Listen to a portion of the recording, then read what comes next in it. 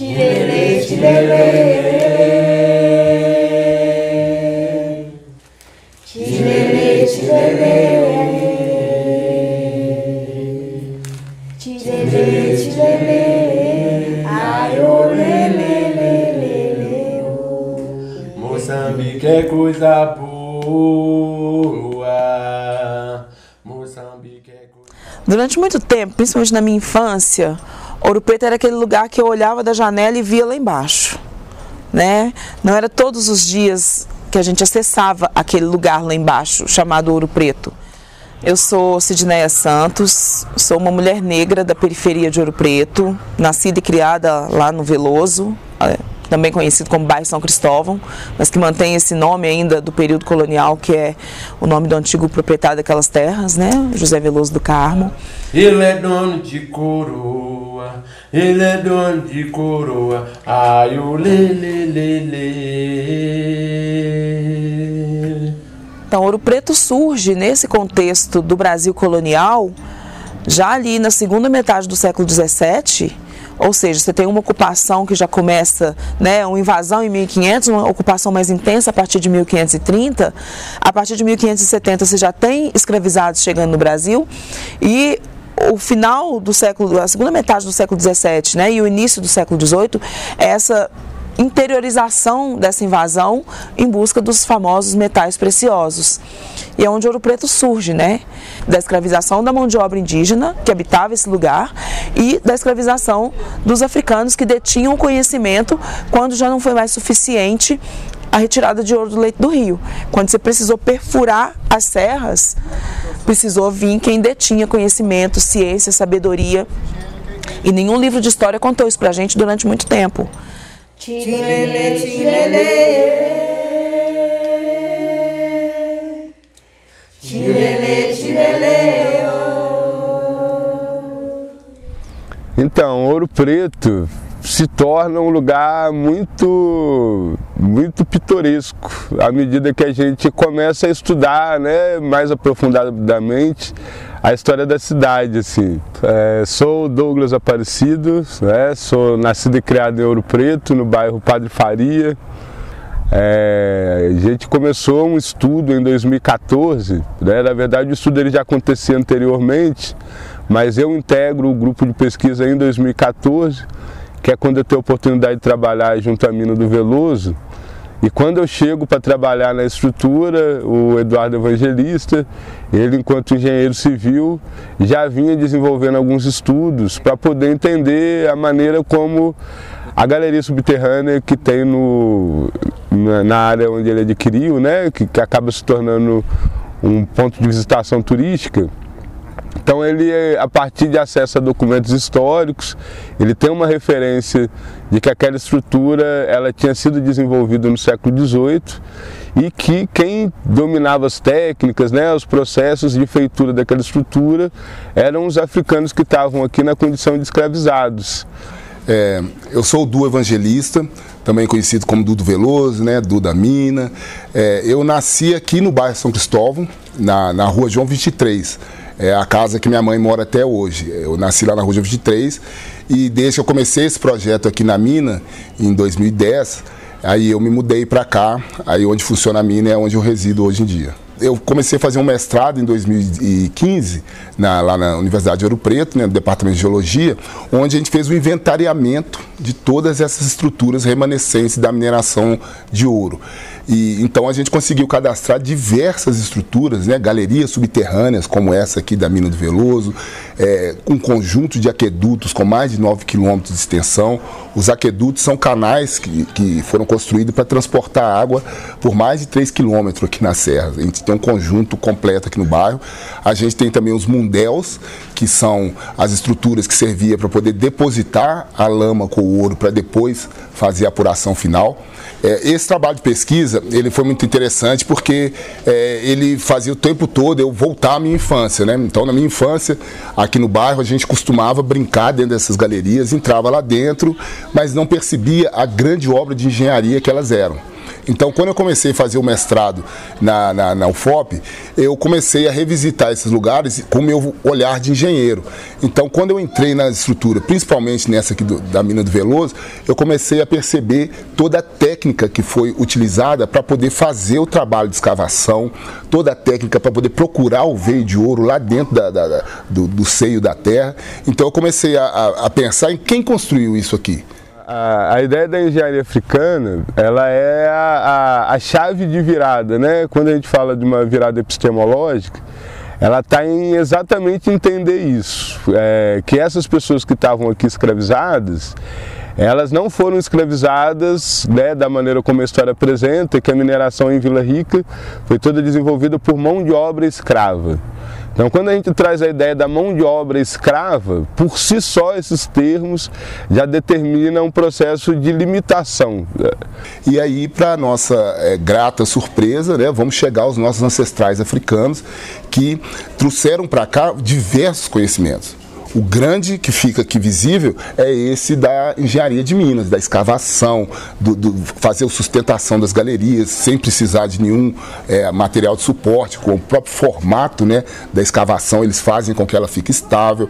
Todo o trabalho de salões, de pilares, sustentação, tudo isso a gente começou a ver que veio de lá da África com esses nossos ancestrais, porque eles já detinham esse conhecimento lá por milhares de anos. A África foi a grande produtora de ouro, ainda atualmente também é uma das grandes produtoras de ouro do mundo. Então esse conhecimento que eles desenvolveram lá, eles trouxeram para cá. Apesar de todo o processo desumano, que foi o processo de escravização, eles vieram para cá com muito conhecimento e deixou essas marcas aí escavadas na rocha. Então, se a pessoa está replicando cálculo, ela vai ter um entendimento da matemática. Então, não é possível você criar áreas que estão simetricamente calculadas se quem estava desenvolvendo aquele trabalho de alguma maneira não tinha nenhuma noção de cálculo, né? Então, a engenharia africana ela vem de entender que as bases que a engenharia atual usa, essas pessoas que estavam desenvolvendo trabalho manual, usando ferramentas básicas, elas também aplicavam esses mesmos princípios. E para além do conhecimento da mineração do ouro, eles também vão trazer conhecimento primordial, que é o conhecimento da metalurgia do ferro, que é transformar o minério de ferro, que a gente tem em abundância aqui na região do quadrilátero ferrífero, eles transformar esse minério de ferro em ferramenta. Então, esses africanos vindos de alguns países lá da África, como Benin, Togo, Nigéria, eles trazem também o conhecimento primordial da metalurgia. Porque sem ferramentas metálicas, você não conseguiria escavar uma rocha tão dura quanto essa que a gente tem aqui, que é o Itabirito. Então, eles trazem, além do conhecimento da mineração, das escavações, trazem também o conhecimento de fabricação das ferramentas. E, continuando os estudos, a gente começou a ver que toda cidade formal, vamos dizer assim, né, com a arquitetura, que eles falam arquitetura portuguesa, na verdade, tem tudo ali também, muito conhecimento africano, principalmente na questão das casas, né, das edificações feitas com pau a pique, que é uma técnica também já muito utilizada lá na África, que eles trazem para cá também. Então, ao final desse trabalho de pesquisa, a gente viu que o conhecimento da mineração, da metalurgia e da construção civil vem com esses nossos ancestrais para cá, para o Brasil.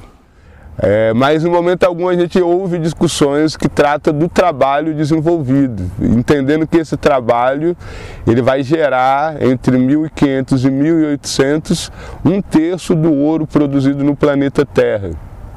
Que esse trabalho ele permite com que a Europa acumule uma quantidade de ouro que até então ela não tinha acumulado. Esse trabalho que permite à Inglaterra, num determinado momento da história, construir o chamado padrão ouro, que passa a determinar que país é mais rico que o outro a partir disso virar uma prática, né? Então, nosso propósito não é pura e simplesmente afirmar a importância dos povos africanos nesse contexto. Isso hoje para a gente é a maior das evidências. Mas um passo adiante a isso tudo é a gente reconhecer os africanos como esses protagonistas, mas a gente entender a importância desse território enquanto esse modificador de perspectivas. A gente entendeu hoje, a partir do patrimônio natural e arqueológico, que Ouro Preto tem novas informações a serem dadas. Essa história ela começou a ser contada somente com a visão eurocentrada, né? Porque Ouro Preto, logo que passa o fluxo o período do ouro, ele vai até 1820. Aí de 1820 até 1900, Ouro Preto foi só declinando. A capital mudou para Belo Horizonte em 1897. Ouro Preto chegou a ter assim, a população mínima. Só não fechou, assim, não virou uma cidade fantasma, porque tinha a escola de Minas e a escola de farmácia e a prefeitura, né, os servidores públicos, que deu uma certa vida para Ouro Preto. Então, passa os 900, a gente entra ali no período do Estado Novo, né, que o Brasil estava procurando os seus ídolos, os seus mitos. Tem a Semana de Arte Moderna de 22, e aí em 24, esses modernistas começam a rodar o Brasil procurando a identidade do Brasil. Quando eles chegam aqui em Ouro Preto, que eles olham lá aquela pérola barroca, né, eles vão focar somente naquilo. Então, desde 1924, quando começa essa campanha dos modernistas, eles só mostraram a Ouro Preto que parece com a Europa. Eu digo parece mesmo porque a técnica de construção é africana, a mão que construiu é africana, e aí, mas só que parece com a Europa. E eles focaram somente nisso. Tanto que o Aleijadinho, eles falam que ele é o Michelangelo das Américas. Não, o Aleijadinho é um grande gênio negro que a gente teve aqui em Ouro Preto, que é o patrono das artes. Então, desde 24, teve essa visão somente eurocentrada. Então, nós estamos em 2024, 100 anos depois, a gente sente uma resistência para poder recontar a história com um outro viés. Não querendo apagar a história europeia que a gente tem aqui, mas também mostrar e ressignificar o papel dos povos negros.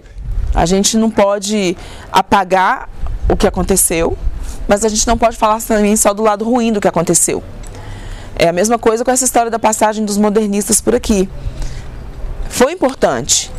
Talvez se eles não tivessem vindo com esse olhar ainda elitizado de patrimônio, muita coisa teria realmente caído em ruína. Mas só isso não é suficiente, né? A gente precisa contextualizar o que isso trouxe de bom, o que isso trouxe de ruim. Nós somos uma cidade barroca, unicamente.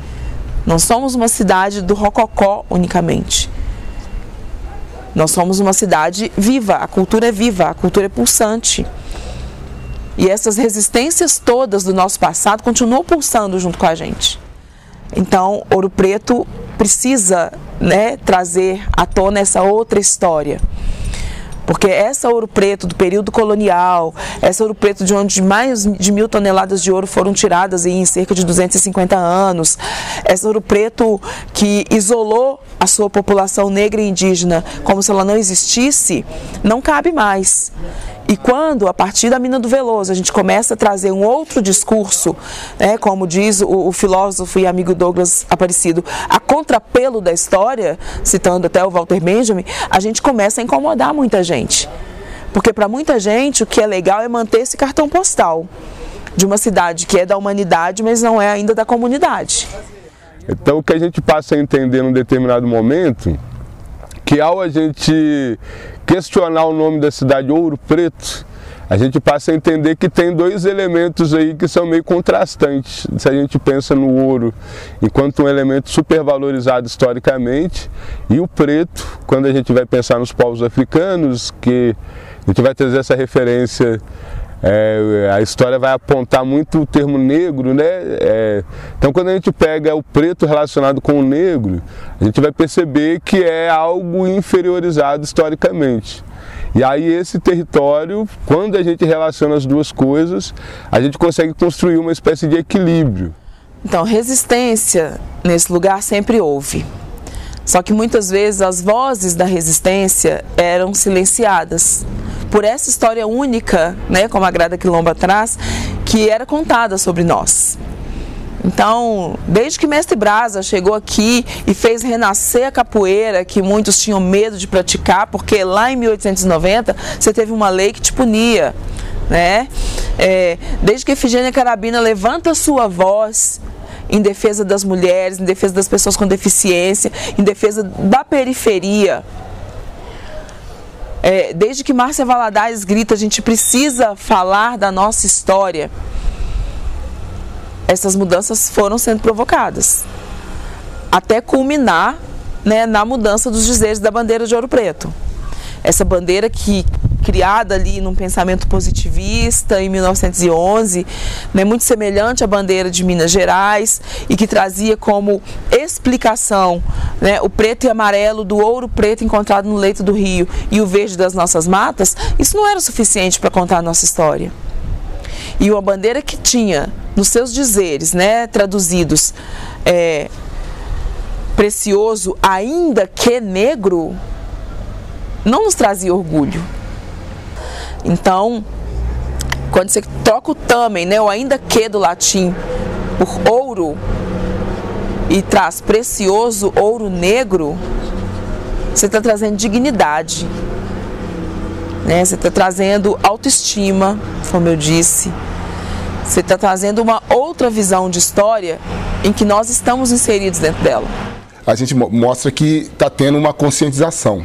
Recentemente, a gente tem uma parceria também com o Museu Casa dos Contos, com o Museu da Inconfidência, com o Museu do Muquifo, lá em Belo Horizonte, que é o Museu de Quilombos e Favelas Urbanas, onde a gente está querendo repensar os museus de Ouro Preto. Então, isso mostra que está tendo uma mudança de visão, principalmente de quem lida com esses museus aqui em Ouro Preto, de que a gente precisa contar uma outra história. Precisa contar uma outra história daquelas pessoas que construíram tudo que está aqui. Porque a cidade de Ouro Preto, né, principalmente aquela parte central, onde você vê aquele casario bonito, todas aquelas construções ali arquitetonicamente muito belas, né, com muita arte, tudo ali tem a mão e o conhecimento dos povos africanos. Só que isso não é mostrado, não era mostrado. E para isso, os lugares também precisam mudar. Principalmente os museus, né? Essa expografia da escravidão não nos cabe mais. Falar da gente perdendo, como disse o Mano Brown, todo mundo já falou. Agora a gente quer falar da gente ganhando. Porque se a gente não tivesse ganhado, o Brasil não existia. Se a gente não tivesse resistido, o Brasil não existia.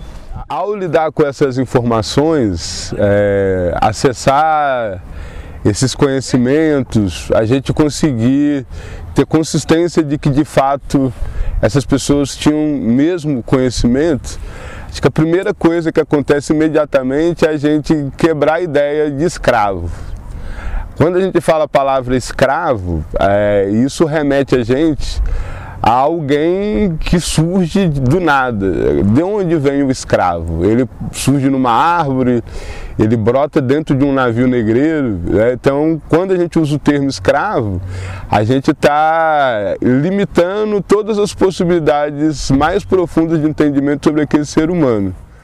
E quando a gente entende o que é o trabalho da mineração em Ouro Preto, uma galeria subterrânea, e a gente diz, isso é uma estrutura feita por um africano escravizado que dominava técnicas de mineração. Então a gente está dando uma amplitude, a gente está devolvendo uma humanidade para alguém que, quando a gente usa o termo escravo, não vai ser tratado como um ser humano. E isso é uma mudança completa de perspectiva. Quando a gente fala de uma virada epistemológica, não é uma virada epistemológica somente no sentido da gente entender essa ciência africana, essa engenharia africana, mas sim uma virada epistemológica no sentido da gente entender as pessoas de tonalidade de cor escura de pele hoje enquanto humanos. Porque à medida que a gente trabalha só a ideia do escravo, a gente está perpetuando uma ideia de inferiorização desses indivíduos de pele escura. E à medida que a gente entende a ciência, a gente transfere para ele essa ideia dele enquanto ser sabedor. E a gente conseguir fazer com que essas pessoas que estão habituadas a se ver enquanto inferior entender isso, a gente está possibilitando a ela construir outras formas de relacionar com a realidade, com o mundo. Então não é somente a gente fazer uma abordagem que a gente está mudando uma perspectiva de leitura do passado, mas ao fazer essa mudança de perspectiva do passado, automaticamente a gente altera o presente e a gente, dependendo da caminhada, consegue fazer processos permanentes de mudanças para o futuro. Então quando você toma consciência de que escravo e escravizado é um abismo que separa essas duas palavras? E que por mais que os documentos todos vão trazer a palavra escravo, socialmente, hoje, a gente usa a palavra escravizado justamente para trazer essa diferenciação que é necessária de ser feita. Quando você muda esse conceito, aí acabou, sabe? Porque aí, é como diz o Douglas, só o conhecimento liberta. Podem tentar te aprisionar de todas as maneiras, mas quando você tem consciência da sua história, aí ninguém te segura mais. É ouro, povo preto de ouro preto é ouro. É ouro, povo preto de ouro preto é ouro. É ouro, povo preto de ouro preto é ouro. É ouro, povo preto de ouro preto é ouro. É ouro, povo preto de ouro preto é ouro. É ouro, povo preto de ouro preto é ouro.